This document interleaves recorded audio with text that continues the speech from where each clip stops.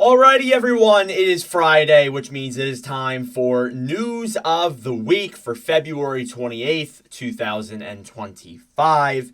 And we got a little bit of a shorter one, but we do have some stuff that we do need to discuss. Not a lot of paper transactions. There are 3 trades, but they aren't big. They really aren't.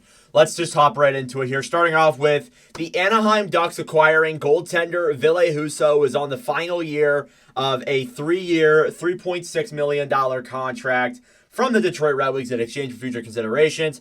Husso this season with the Grand Rapids Griffins in the AHL has an 8-4 record, a 2.7 and a .912 with the Red Wings. I think he's like 1-5, so he did not have a great record in the NHL. Yeah, great on Yzerman for clearing up about $4 million in cap space. You got to give him a lot of props there for sure. I mean, that was one of the contracts where it was like not going to be easy to move, but they got it done. They got it moved, and it's great. It's great now for the Red Wings. For the Ducks, there was some people who were like connecting it to a John Gibson trade that could have happened like later on, but that was later denied, saying that no, that's not exactly true, and as well as the fact that the Ducks needed another goalie because I think one of their goalies down below is out for the season, so they needed another guy to really help them, and Husso is that guy. So it works out for both sides. Maybe the Red Wings can use that cap space to maybe go on like a big game hunting type thing, but got to give props there to the Anaheim Ducks. And overall, this whole both teams in this what I think was a solid trade.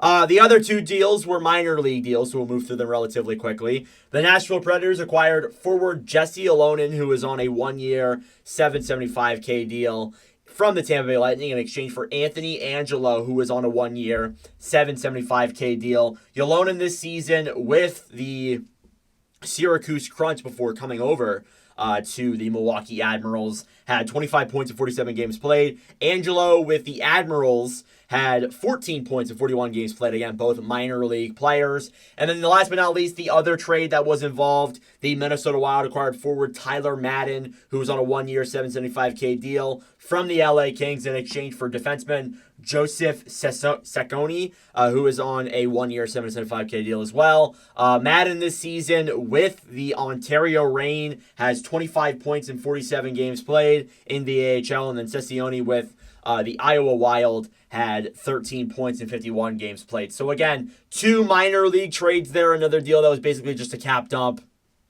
And that's really it. I thought there was going to be a couple more trades this week. I thought we were going to see some more action, but we haven't really seen anything yet, at least as of today. I mean, there are things that could develop over the weekend. Again, there are rumors that are really spiting up and, are really kind of rising and getting a lot of traction. We'll get into those in a little bit here, but at least as of right now, that is what's going on. Those are the trades that have happened. One signing as well in the NHL this past week. Vladislav Namestnikov re-signed with the Winnipeg Jets to a 2-year, $3 million contract. So good on the Jets there for getting that done. Again, Namestnikov I talked about earlier on in the week about how he has been a solid addition for the Jets and has been a good secondary scorer, even playing like top 6 minutes as well. So, I think he's been good and I think he's warranted of this extension for sure. And yeah, moving on to the suspensions. Now, I mean, again, we're moving through relatively quickly. That was it for like the paper news. There really wasn't a lot of like big name things that really happened. It's a very small week of injuries and all that. It was relatively quiet apart from the deadline market, but I do have a video that is either dropping tomorrow or Sunday talking about 15 players I think could get moved at the trade deadline. So stay tuned for that, but I'm working on the notes for it. It'll be out tomorrow most likely, if not Sunday. But yeah, Trevor Zegras was suspended for 3 games on Monday for interference on Michael Rasmussen. And yeah, it wasn't the cleanest play in the world.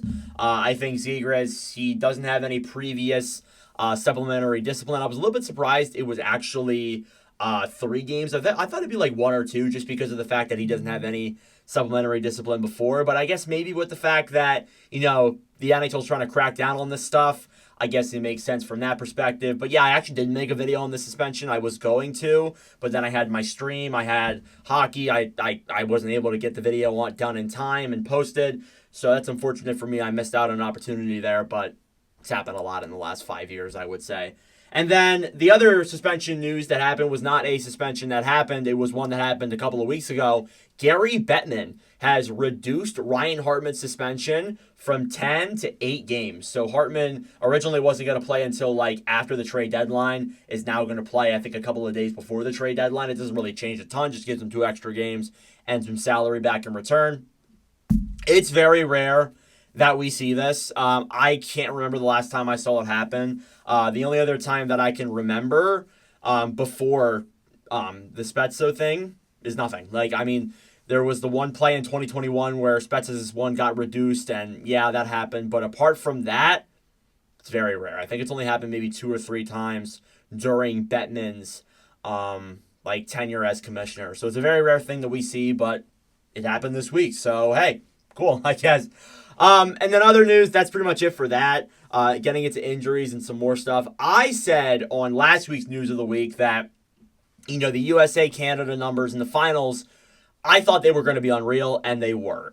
An average of 9.25 million people tuned into United States versus Canada on Thursday night in America.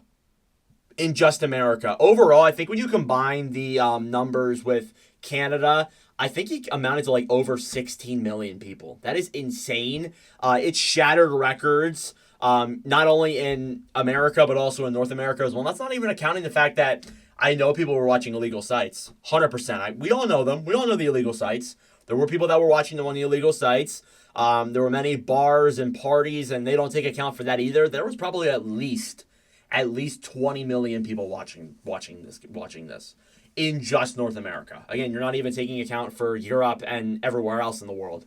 So, again, it was such a huge spectacle, a great game, and overall a great tournament. And I think that the NHL, I don't think they'll do something like this again, but I could see them doing something like a Summit Series. I suggested that on the podcast. I said maybe a Summit Series is something we see.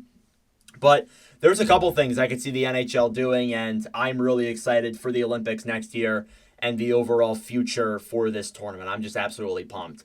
And as well as that, too, let's move into the injuries where we're getting to the rumor mill. Again, a very fast and short news video for you guys. And by short, it's 10 minutes long. Matthew Tkachuk's season might be over. He is getting second opinions on an injury that he suffered in the Four Nations.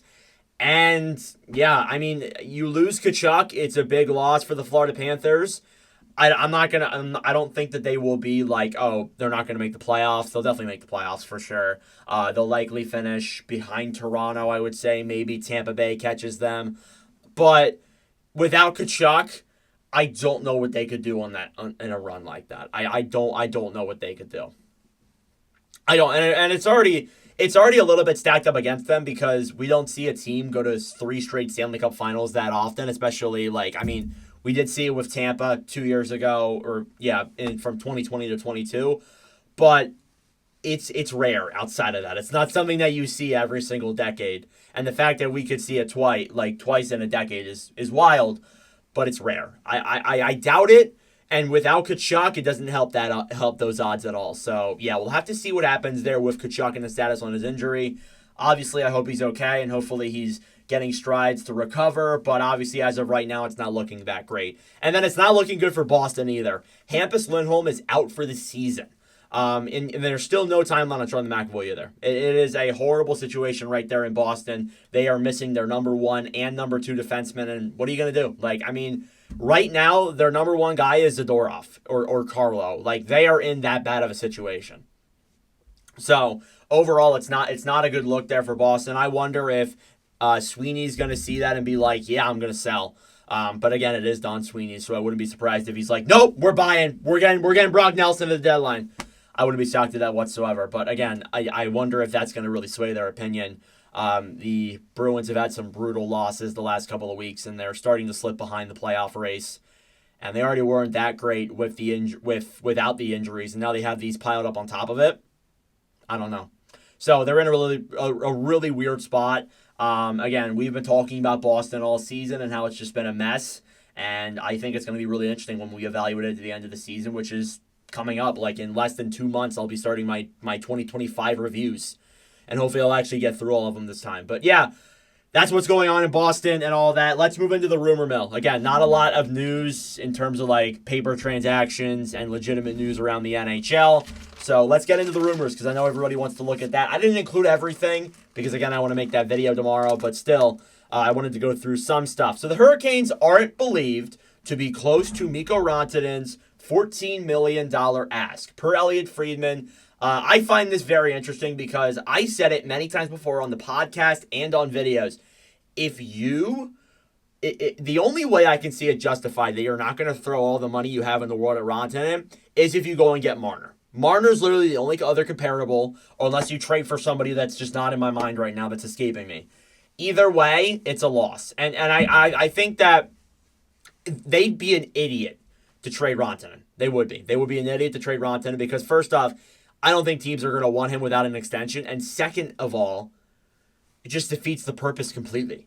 You went from, taking a huge, you took a huge risk. You gave up a guy like Natchez, who has term, by the way, and has outscored Rantanen down the stretch with the Avalanche as opposed to Rantanen on the Canes.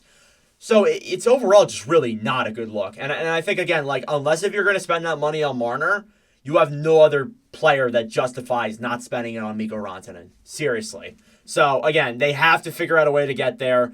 And the fans are not going to be happy if things go another way. And I feel like for Carolina, they, just have to win. They're in such a weird situation right now. They need to win.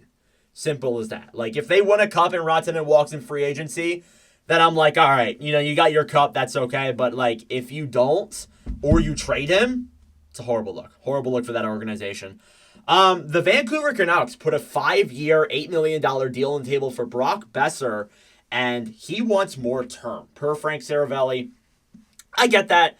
Besser is still relatively young. I think he's 28 or 29, so he's still relatively in his prime. This year, though, has been a down season for him. I think he's lucky that he's getting an $8 million salary, to be honest. I mean, I guess the cap's going up, so I guess it makes a little bit of sense, but he hasn't had a great year. He hasn't been as impressive as he was last season. Last year he had 40 goals. I think this year he might have 30, maybe right at 30. But yeah, I really don't know there with Besser. I can see why, though. He wants term. He wants more reassurance. He doesn't want a bridge deal or anything like that. He wants to be a Canuck, and I totally understand that. So I wonder if that's going to sway his move at the trade deadline or something happens there. But that was something I was really thinking about today as well.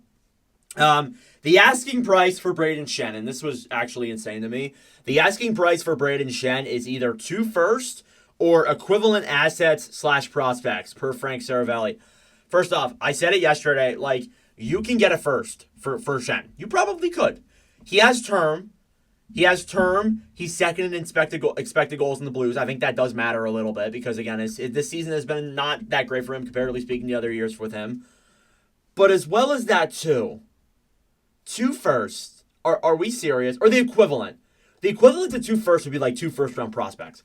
And unless if you're getting 2 late first-round prospects, I don't think that makes much sense. No team in the league has 2 firsts. Besides, the Flyers, the Predators, I think the Blue Jackets have 2. There's a couple of teams that have 2 firsts. But you notice how I mentioned none of those teams are buyers? Nashville's bottom of the league. Philadelphia's mid, but they're not a buyer. Or at least they shouldn't be. Columbus might be a buyer, but I don't think they would take that big of a risk. Again, I know there's other teams that have more than 1 first-round pick. I think San Jose has 2, but San Jose's not going out and getting Schenn. So yeah, if you're asking for 2 firsts, good luck. You're not getting a lot for him, and as well as that too, the term is not as attractive to me as other players are. You could get a guy with less term for cheaper than that, and is an equivalent to Brayden Schenn. I get what Schenn brings. He brings grit. He brings offense when he's playing with the right people, but it surprised me if that was the amount that. It would surprise me if a team really gave up 2 first-round picks, or the equivalent to that for Brayden Schenn. But again, we'll have to see. I was proven wrong before. And then last but not least, Dallas is Seth Jones' number 1 destination per Pierre LeBrun. They just don't know if they can make the money work. I don't think they can make the money work either. They didn't want to pay him that money in 2021. They sure as hell don't want to pay him that now. So yeah, I totally get that there. I would want to go to Dallas too. But again, you're getting paid 9.5 for the next 4 years after this. You're going to need to really prove yourself if you really want to get traded. Again, I don't know if I mentioned it on News of the Week videos, but I think Seth Jones could get traded if there's retention in the move. But I don't see him moving that in full. Not a chance in hell. There might even be double retention on that as well. Just like he's a good defenseman, and he is. He is a good defenseman. I think a lot of people underrate him at this point just because of his contract. He's over. You could be overpaid and still be good. Like again, like there are a lot of players in the league who are, maybe overpaid than others and are still really good players. They just got paid too much money. There's a lot of players like that in the league. There's a lot of players like that in every sport. So, again, I think Jones is a very good defenseman, but not worth the money. And I think if Chicago wants to move him, you're going to have to retain at least 50%. And, I mean, they are in a rebuild, so it shouldn't be that big of an issue, but I digress. And that is your news of the week. Again, not a lot, honestly. The next news of the week will be on the trade deadline. So, I think next week, in replacement of a news of the week, we'll probably have a trade deadline review. Maybe I'll do a news of the week in general, but expect next week it's just going to be a trade deadline thing. Maybe I'll do a news of the week on Saturday too. Who the hell knows? Let me know your thoughts down below. Thank you guys for watching. A little bit of a shorter one here. By short, I mean under 20 minutes. I said it was going to be 10 minutes. Nope, we're going on 20. But anyways, that's it for me. Thank you for watching. If you enjoyed, make sure to like the video down below. And please do consider subscribing and join the community that we are building here. Thank you guys for watching, and I'll see you guys in the next video.